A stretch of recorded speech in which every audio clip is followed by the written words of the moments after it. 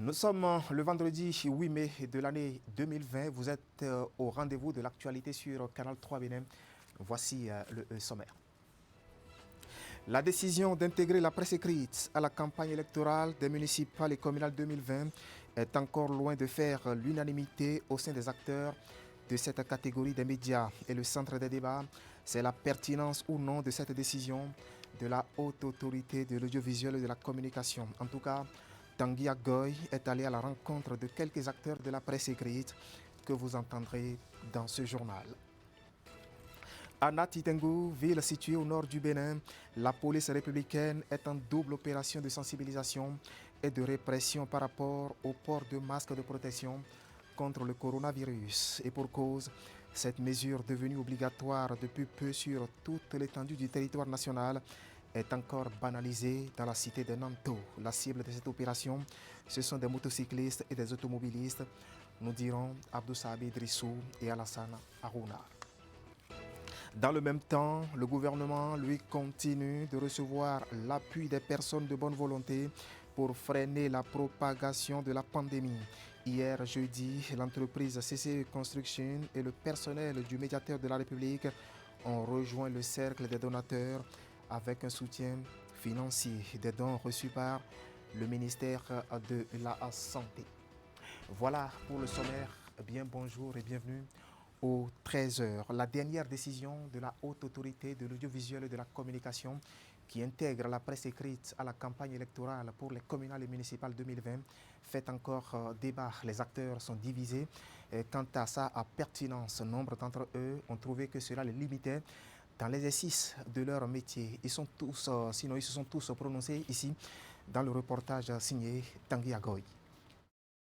C'est le dernier communiqué du Conseil des patrons de la presse au Bénin après une longue bataille face à la haute autorité de l'audiovisuel et de la communication. Exclu au départ de la campagne électorale dite essentiellement médiatique à cause du coronavirus, les promoteurs d'organes de presse ont obtenu de l'instance de régulation des médias de faire participer les parutions. Dans le rang des journalistes de cette catégorie, ce n'est que justice. On ne peut pas être dans une corporation et qu'on fasse des exclusions au sein de cette corporation-là.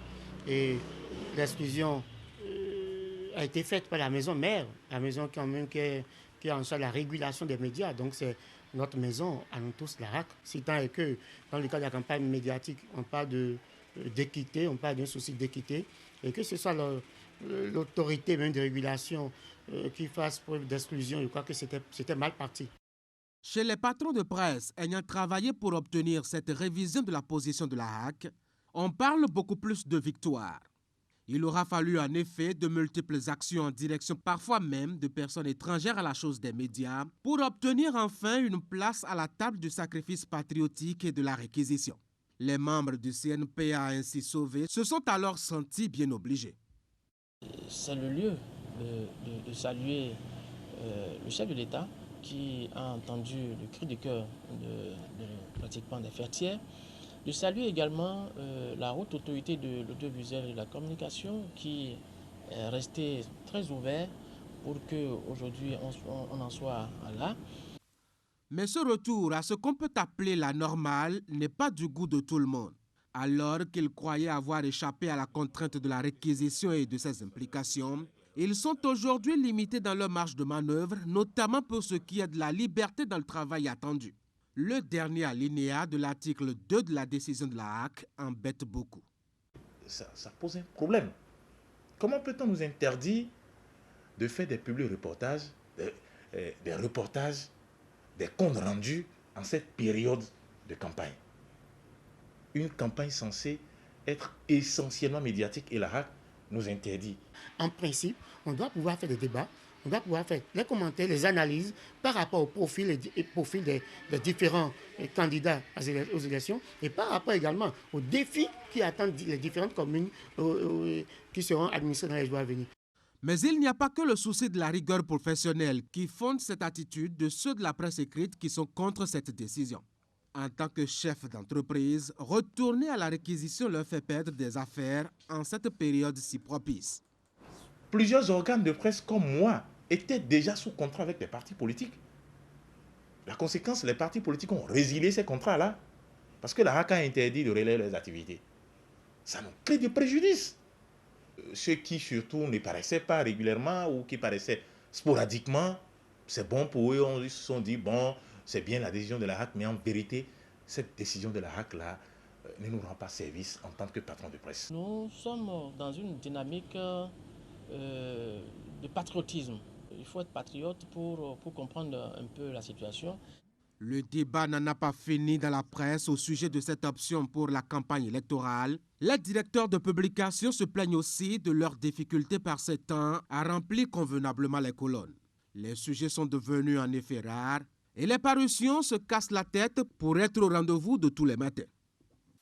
Oui, les choses sont véritablement rentrées dans l'ordre, même si le débat reste encore au sein de ces acteurs de la presse écrite. À situation exceptionnelle, des mesures exceptionnelles dit-on, et pour cette campagne électorale, les candidats ne sont visibles que sur des affiches, plus de longues files de véhicules qui faisaient des allers-retours incessants avec des sons tonitruants, encore moins des camions podiums sur lesquels les artistes offraient leurs prestations, ce qui justifie sinon ce qui affecte le monde du showbiz auparavant sollicité en cette période. Et ceci a réveillé la curiosité d'Assiomo Kanyan Siombon et Elvis Tonokoy. Suivez le constat. Les inconvénients de Covid-19 se ressentent dans le monde du showbiz béninois. Pour la campagne électorale en cours, dans le cadre des élections communales et municipales, on note l'absence d'artistes, contrairement aux échéances passées. Dans le rang des promoteurs par le biais desquels les artistes sont sollicités, ce n'est pas la joie. La campagne, spécialement pour cette fois-ci, c'est médiatique. Donc les candidats, ils ont compris que bon, ils n'avaient pas tellement besoin de... Vous savez que les campagnes, c'est quand ils ont besoin de toi, on t'appelle. Mais pour cette fois-ci, ils ont compris que bon, même si on les sollicite, ça ne va pas donner parce qu'il faut aller à la télé parler, il faut aller à la radio parler. Donc non, cette fois-ci, ça n'a pas donné. Les hommes politiques, d'habitude, font appel aux acteurs culturels à travers les artistes, la location de la sonorisation, les prestataires de services. Mais aujourd'hui, il n'y a rien de tout ça là. Et nous assistons sur les réseaux sociaux la campagne. Qu'est-ce qu'il faut faire? Nous sommes au chômage, on ne peut rien faire. Les campagnes vont passer, ça va passer. C'est dommage et c'est regrettable. Parce que là, nous sommes cloués, il n'y a pas d'activité, il y a cessation d'activité, il n'y a rien qui ne marche. C'est un chômage technique qui touche le milieu du showbiz. Une situation assez dure pour les promoteurs et surtout les artistes. Cela va agir sur la campagne comme sur les prestations des artistes. On n'a pas le choix.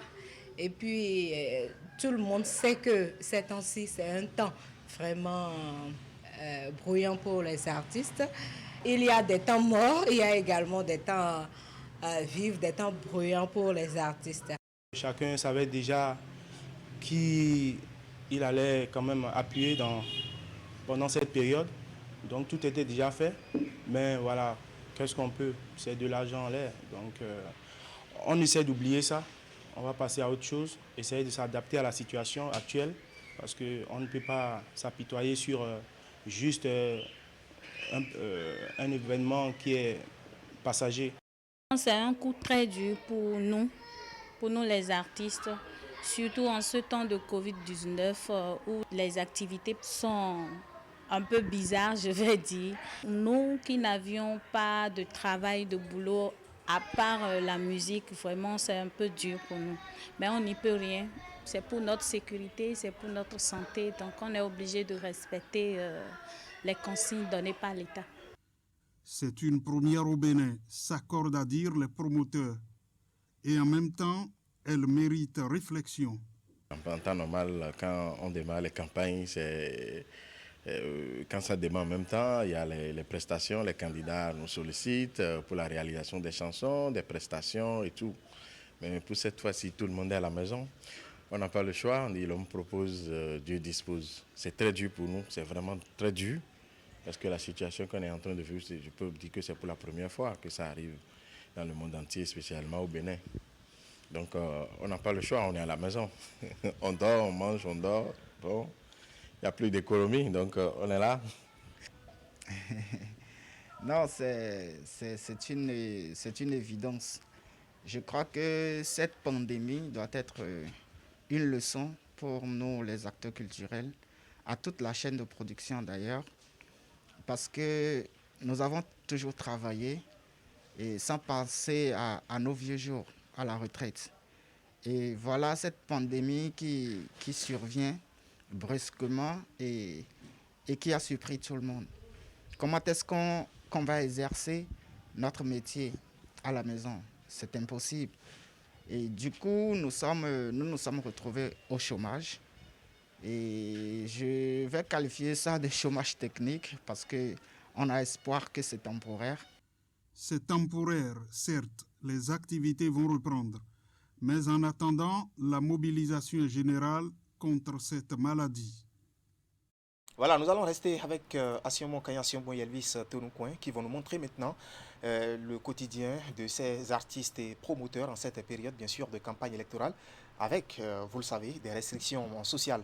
Le gain que ces artistes et promoteurs empochaient sont inexistants et leur quotidien est plutôt délicat. Suivez.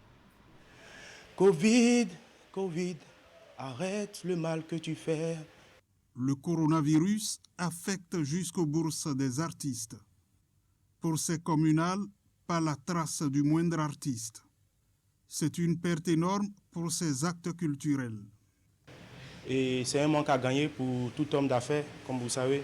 Quand les affaires ne marchent plus, ça ne tourne plus, il y a une famille à nourrir, il y a beaucoup de choses à gérer. Et quand l'argent ne rentre pas, ça fait mal et ça joue beaucoup. Donc on est obligé de s'accrocher. On s'accroche jusqu'à ce que les choses changent. Voilà, et puis voilà, à très vite. Ça, c'est des milliards si nous allons parler de manque à gagner. D'autant plus que quand un artiste sort, c'est plusieurs personnes qui sont derrière cet artiste. C'est-à-dire qu'il y a le manager, il y a le booker, il y a le producteur, il y a ci, il y a ça. La désolation dans le milieu est encore plus grande lorsque les artistes doivent faire face aux charges quotidiennes et obligations. Des engagements non respectés qui pourrissent la vie à certains. Un artiste qui avait l'habitude de payer ou bien de gérer le loyer en ces temps-ci, vous voyez un peu ce que ça devient. Et on sait déjà tous au Bénin que l'artiste béninois vit généralement au jour le jour. Ce n'est pas comme ce qu'on voit à Abidjan, ce n'est pas comme ce qu'on voit au Nigeria et autres. Donc ça a eu beaucoup d'impact négatif dans la carrière, sur la vie des artistes. Il y a des artistes qui doivent déjà des loyers, les propriétaires sont en train de réagir. Il y a beaucoup de choses qu'on gère. Tous les jours, tu ne fais que gérer l'appel des propriétaires, qu'est-ce qui se passe. J'ai eu des artistes qui sont venus hier jusqu'à 4 h du matin. On était en train de parler de ça, comment il faut sauver des situations, parce qu'il y a des propriétaires qui ne veulent pas entendre que, bon, il y a une situation dans le pays. Pour eux, bon, si tu n'as pas le loyer, je vais te donner, tu sors de la maison.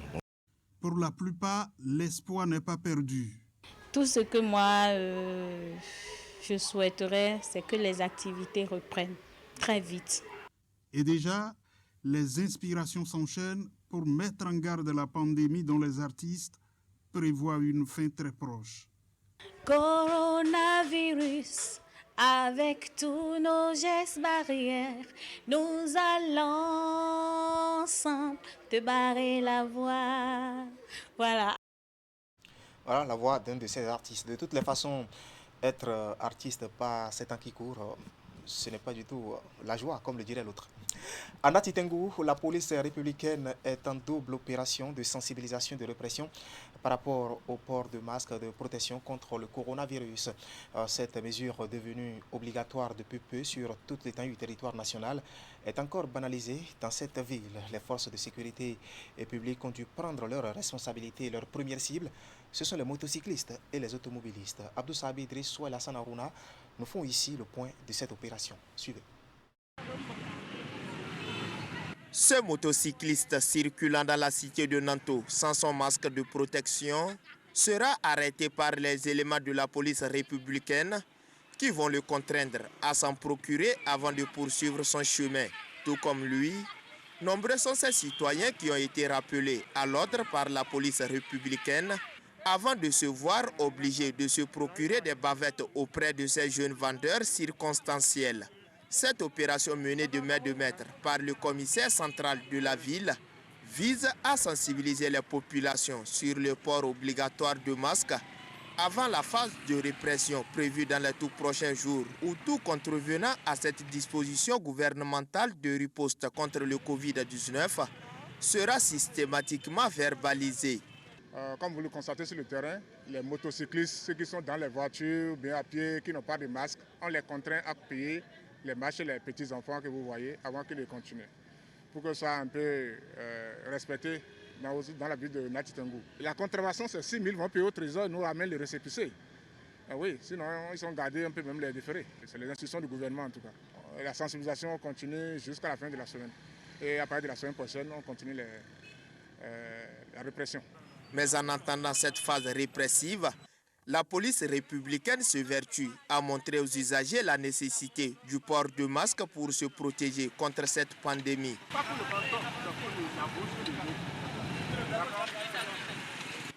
200 francs, c'est la somme à débourser par chaque usager arrêté pour s'acheter un masque artisanal vendu à la sauvette par les enfants sous l'œil vigilant de la police.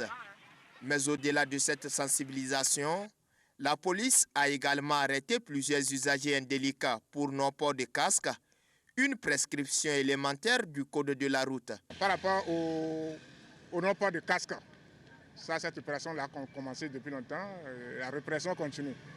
Ceux-là sont verbalisés et vont directement payer au trésor et nous ramènent les récépissés avant que les motos ne soient restituées aux légitimes propriétaires.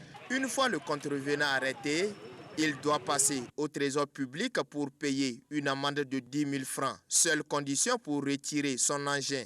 Dans le rang des usagers, l'on salue cette opération. Je m'ai arrêté parce que je n'ai pas posté le casque. Pour moi, c'était le masque, mais à ma surprise, ils m'ont dit désormais, il faut le casque au complet accompagné du casque-nez. On m'a arrêté ce matin parce que je n'ai pas porté mon cache-nez et le casque également. C'est une bonne démarche. Je dirais même que les autorités au niveau de la commune de Nati Tengu, en particulier, quand même, ont donné le temps à cette population de prendre des mesures pour pouvoir mieux s'apprêter. Sinon, ailleurs déjà, la répression a démarré depuis la semaine passée. C'est une sensibilisation, ça vient à peine de démarrer, donc c'est une initiative qu'il faut apprécier à sa juste valeur. La descente de la police républicaine sur le terrain est le signe évident de la détermination de cette institution à accompagner le gouvernement dans sa stratégie de riposte contre le coronavirus. Comme quoi, force doit rester à la loi. Dans le même temps, le Bénin voit son dispositif de riposte se renforcer, bien sûr, avec des appuis matériels et financiers. Hier jeudi, l'entreprise CCE Construction et le personnel du médiateur de la République ont rejoint le rang des donateurs avec une assistance financière. Les dons ont été reçus par le ministère de la Santé. Le point avec Idrissou Boukari.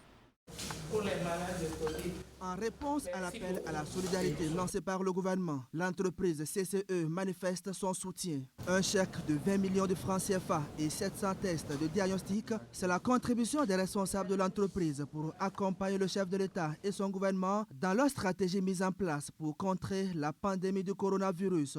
CCE est une entreprise présente dans plusieurs pays de la sous-région et spécialisée dans la construction de routes. C'est d'ailleurs elle qui s'occupe de la construction de la route Kétou-Savé et ses bretelles. Face à l'ampleur de la crise sanitaire et à la taille des besoins du gouvernement, CCE se montre sensible. Grand travail. Je voudrais tout d'abord féliciter le ministère de la Santé pour ce merveilleux travail qu'il est en train de réaliser contre cette pandémie du coronavirus. Ce petit don que nous amenons aujourd'hui est une rétribution de tout ce que l'État béninois est en train de faire pour notre entreprise ici au Bénin.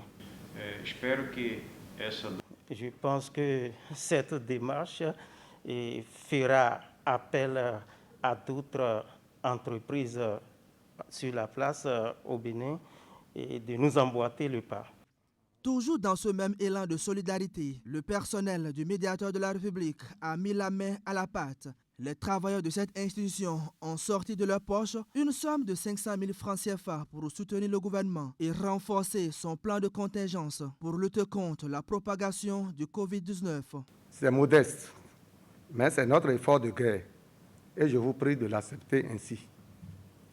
Mesdames et messieurs, je ne pense pas qu'il est utile d'aller au-delà de ce qui est dit, puisque l'heure n'est pas au discours, mais plutôt aux actions. Dans cet effort de riposte contre la pandémie de Covid-19, le Bénin s'est vu entouré de ses amis, s'est vu soutenu par les partenaires techniques et financiers, par les organisations du système des Nations Unies, mais le gouvernement a également été réconforté de voir qu'une solidarité nationale s'est organisée autour de cette question de santé publique. Au nom du gouvernement, le secrétaire général du ministère de la Santé a exprimé ses gratitudes aux donateurs. D'autres sont attendus pour permettre au Bénin d'arriver à bout de cette pandémie. Attendu vraiment pour cet élan de cœur. Loin du Covid-19, parlons autre chose maintenant et direction la commune d'Abomey-Calavi où on vous montrait en début de semaine une situation des concessions en danger à cause des travaux d'asphaltage. Eh bien, les choses ont été corrigées et notre équipe de reportage est retournée sur le terrain pour constater un constat signé et Teddy Goudalo mais présenté ici par Tanguy Akoy. Voici, il y a quelques jours, l'image que présentait cette ruelle du quartier Zogbadje dans la commune d'Abomey-Calavi. Sur ce chantier d'asphaltage, les riverains s'étaient plaints de cette rangée qui abrite les caniveaux prévus pour drainer l'eau de ruissellement qui obstruait le passage et mettait des bâtiments en danger. 48 heures après, la métamorphose est là. C'est un honneur pour nous. Notre ruelle a complètement changé de visage. Nous en sommes fiers. Depuis quelques jours, nous avons constaté une évolution très accélérée des travaux. Nous sommes tout le temps avec les contrôleurs. Les riverains souhaitent davantage d'amélioration au niveau de cette voie. Des doléances, ils en ont fait à l'endroit de l'entreprise en charge des travaux et donc au chef de l'État, Patrice Talon. Actuellement, nous sommes plus ou moins satisfaits. Mais pour que ça, les travaux ne donnent pas un goût d'inachevé, on aurait souhaité quand même que ce qui a démarré puisse aller à terme et qu'on prenne aussi un peu les rues qui ont de jonction avec cette voie principale pour que, avec les pluies, nous ne subissons pas trop de désagréments. Nous souhaitons plus d'amélioration. Nous voudrions une ruelle bitumée ou pavée. Des feux tricolores sont également attendus. Nous ne refusons rien, pourvu que notre cadre de vie soit attrayant. L'adjoint au chef de mission de l'entreprise adjudicataire du projet, surpris sur le terrain, avant de tenir des propos rassurants, est revenu sur les raisons de la situation objet de révolte des populations riveraines. Après que l'ouvrage a été réalisé, on était en train de couler le tablier quand la pluie s'est manifestée et a rabiné le couloir qui était initialement fait. Donc c'est ça qui a créé ce problème-là. Parce qu'il fallait attendre un certain temps pour que le béton puisse mûrir afin que nous puissions procéder à ce remblai-là. Et comme vous l'avez constaté, rapidement, les dispositions ont été prises pour corriger cette situation. J'ai pu rassurer nos populations qu'à la fin de ces projets, de ces ouvrages qui sont en train d'être construits, eux-mêmes verront le changement, l'impact positif que cela va avoir directement sur le cadre de vie. Les travaux ne sont pas encore finis et il est prévu un certain nombre d'aménagements sur cette rue où passer ce collecteur pour modifier et rendre plus agréable son état initial. Et ce n'est pas juste le remblai qui est prévu, il y a encore d'autres activités qui sont prévues sur la rue pour être menées. En attendant les changements de fonds promis, les populations devront s'armer de patience et surtout se montrer compréhensives en suppliant les autorités en charge des travaux. Voilà un problème de moins pour ces riverains, un problème de moins qu'ils doivent justement au constat fait par votre télévision en Canal 3 à Bénin. Ainsi va l'actualité cette mi-journée sur Canal 3 justement. Toute l'équipe de préparation et de réalisation par ma voix vous remercie de nous avoir suivis. Prenez le prochain rendez-vous de l'actualité. Ce sera à 16h avec le bulletin. Moi je vous retrouve demain si Dieu nous prête vie.